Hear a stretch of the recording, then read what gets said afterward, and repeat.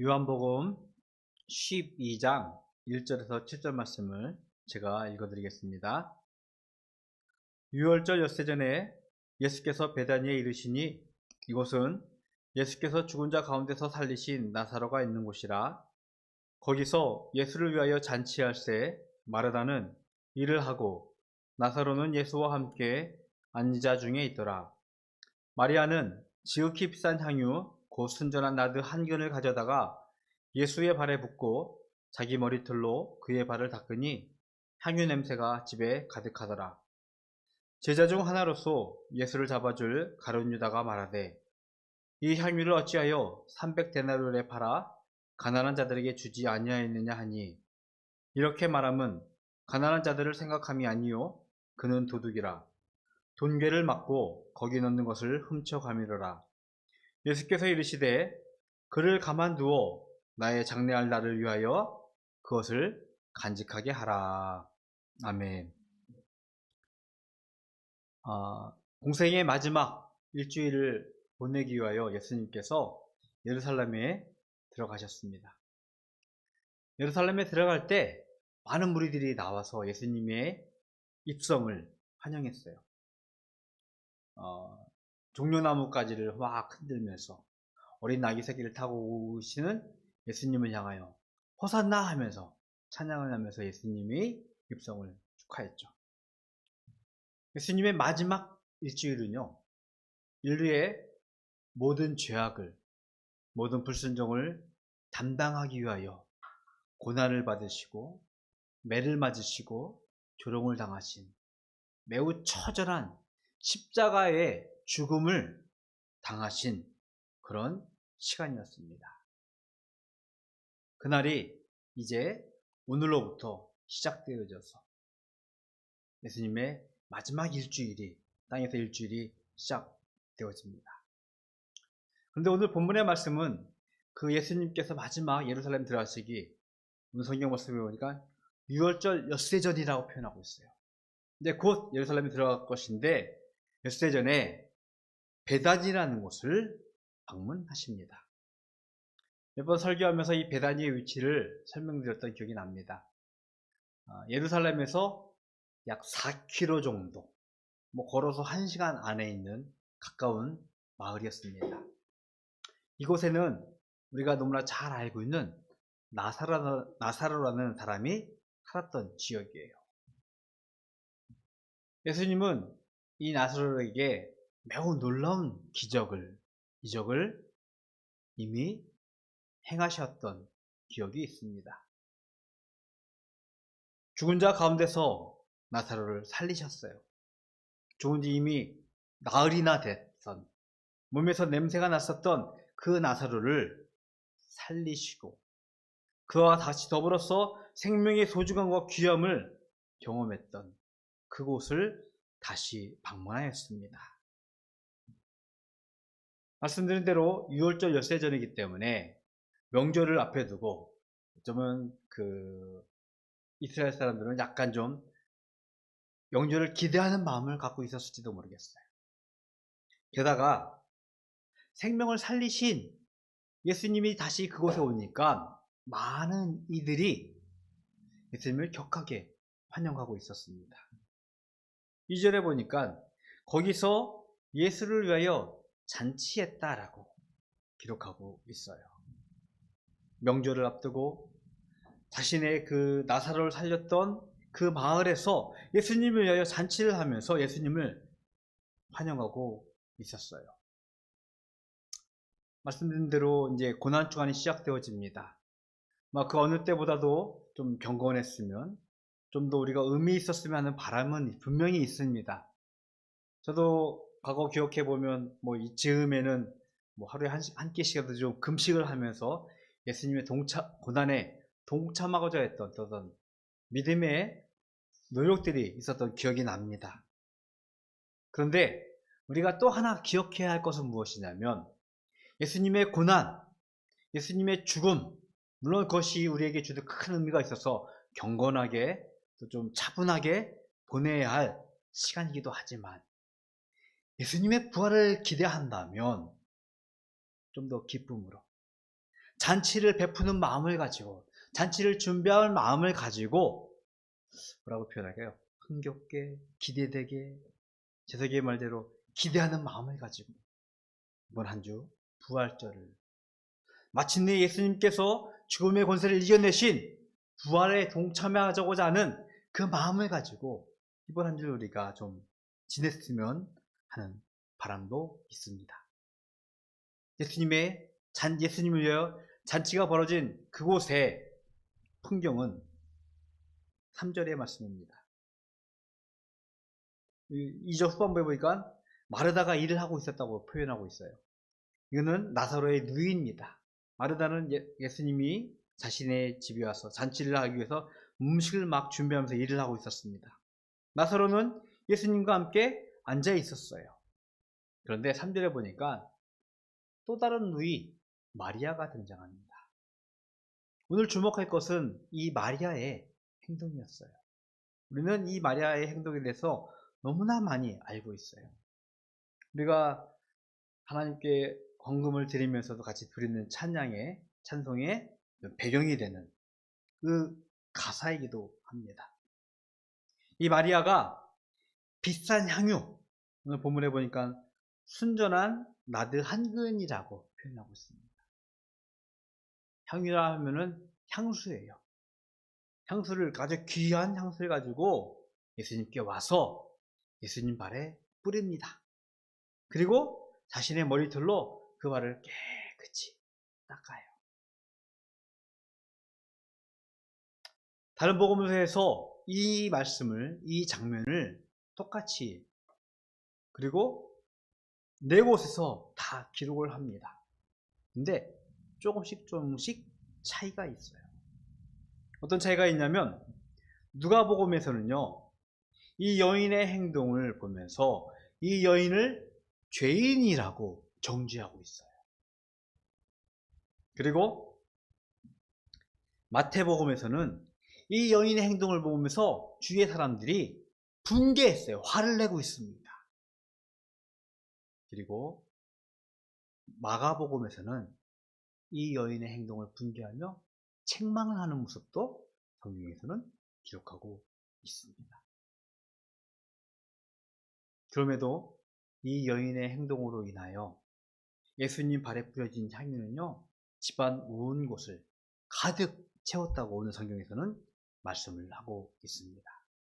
이 말씀을 좀 후에 다시 한번 좀 말씀을 좀 드릴 거예요. 마리아가 예수님 발에 뿌려진 값비싼 향유에 제일 먼저 반응한 사람은 오늘 본문에는 가룟 유다라고 성경에서 기록하고 있습니다. 가룟 유다는 우리가 너무나 잘 알고 있는 예수님의 12제자 중에 한 명이었어요. 뿐만 아니라 그는 예수님을 은30에 팔았던 예수님을 배반한 제자라고 우리는 기억을 하고 있습니다. 이는요, 갈릴리 지방에서 활동하고 있었던 예수님과는 거리가 먼 유다 지방에서 온 예수님의 제자였어요.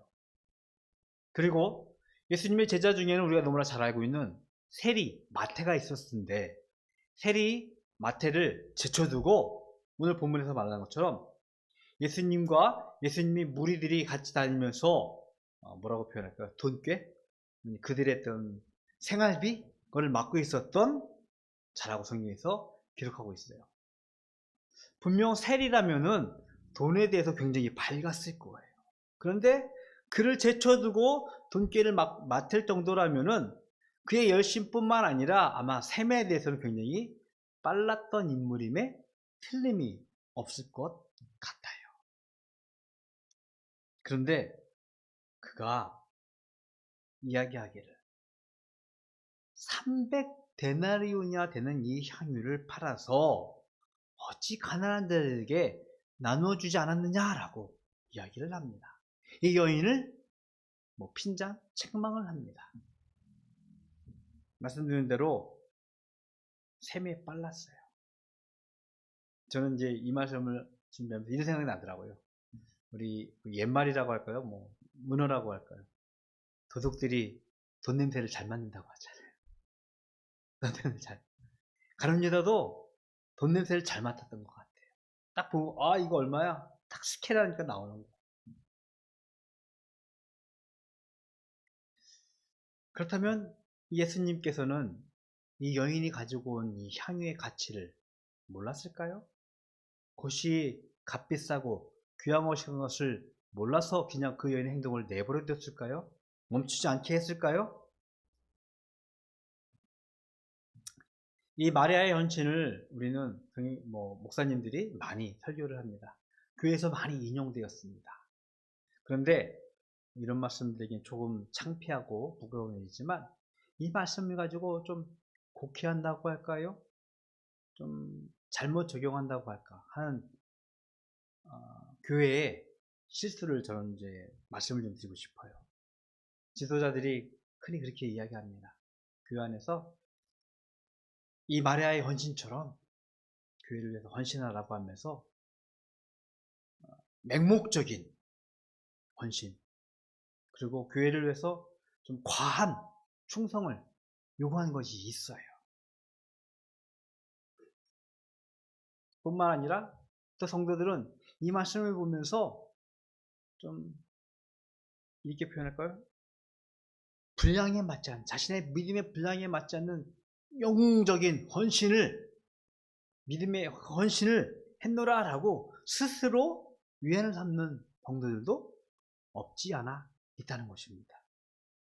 교회의 지도자들 또 성도들의 어떤 약간 좀 잘못된 그 믿음의 헌신 때문에 그것이 잘 맞닥뜨려지면서 이 말씀을 좀 곡해하는 경우도 있음을 우리는 고백할 수밖에 없어요.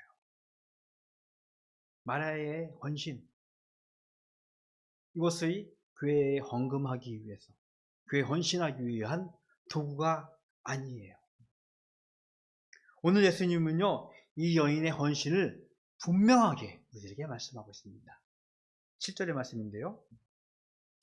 예수께서 이르시되 그를 가만두어 나의 장래할 날을 위하여 그것을 간직하게 하라라고 우리들에게 분명하게 말씀을 하고 있습니다.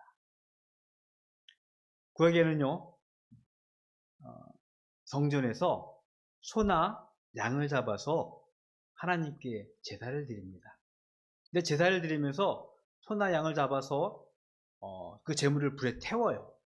불에 태우면서 제사를 드리면서 단지 그 제물을 타는 것이 아니라 거기서 올라가는 냄새 그걸 가지고 하나님께 제사를 드렸음을 성경에서는 말씀을 하고 있습니다.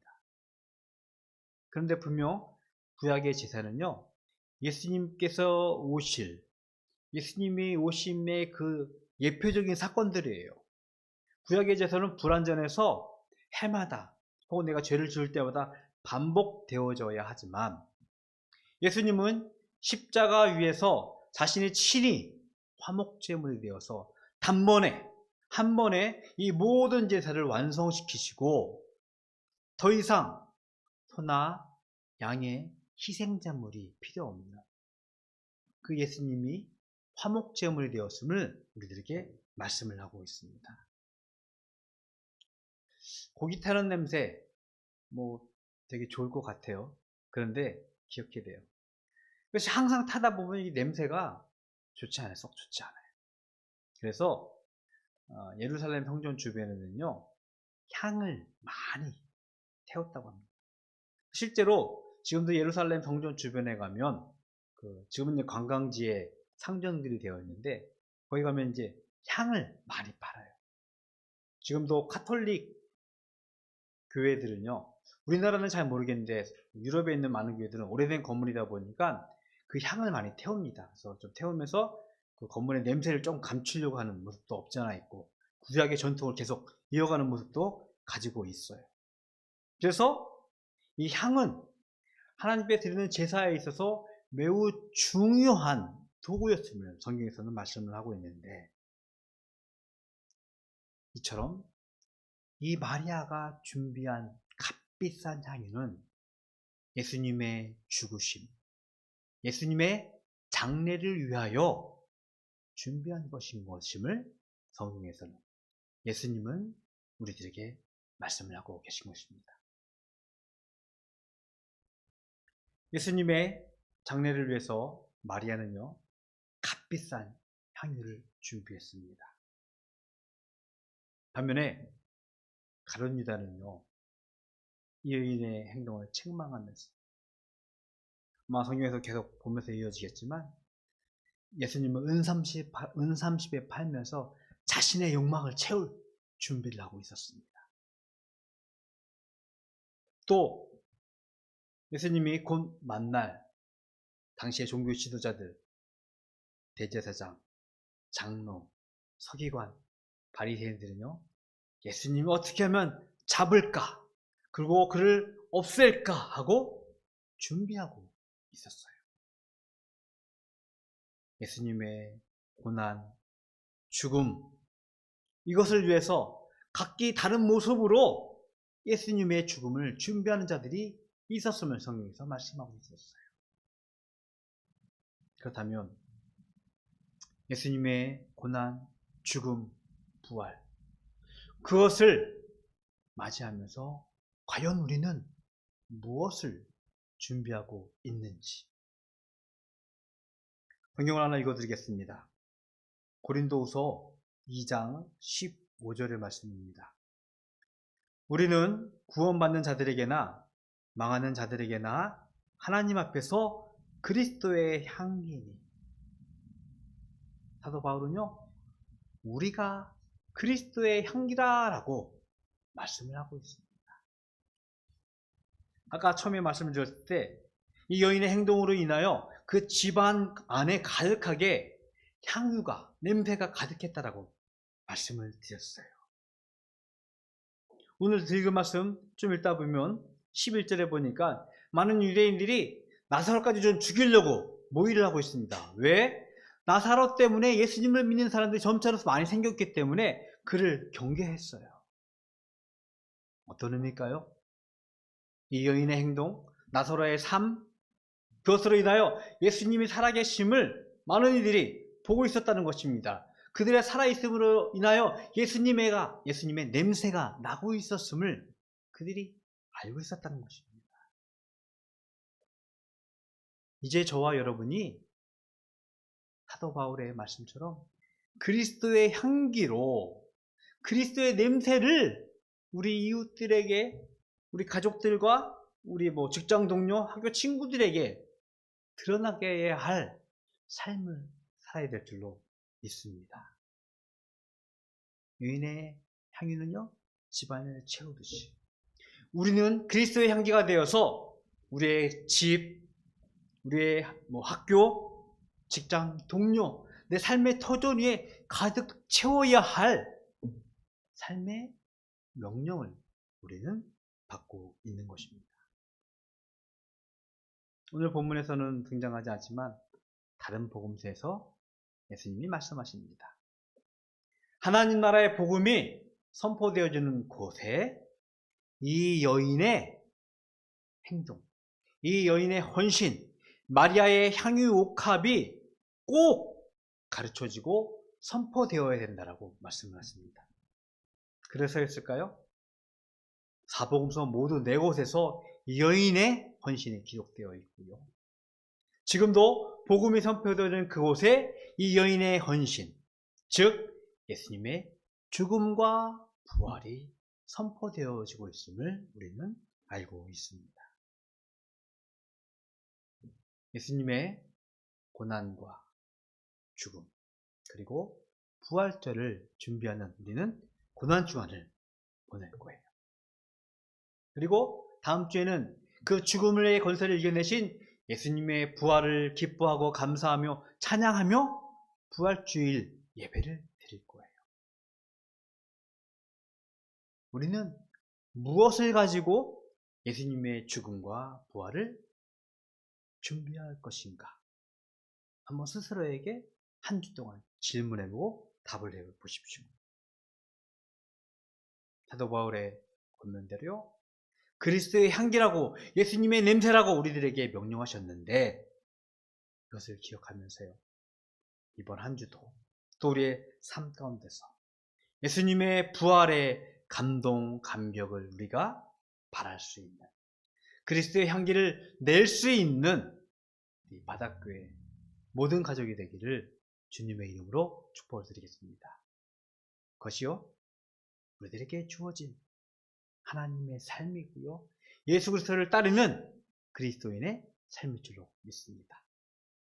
이번 한 주도 그리스도의 향기를 바라는, 그리스도의 냄새를 풍길 수 있는 우리 모든 바다교회 가족이 되기를 주님의 이름으로 축복을 드리겠습니다. 기도하겠습니다. 하나님, 감사합니다.